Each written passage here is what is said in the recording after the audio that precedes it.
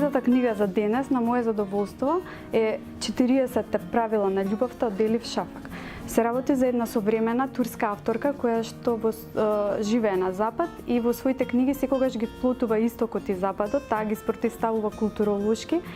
И она што е интересно во оваа книга е токму една личност која што е вметната во книгата, една вистинска историска личност, се работи за Руми, Мевљана Руми, кој што е еден од најпознатите софисти и најпознатиот и најчитаниот поет на сите времења.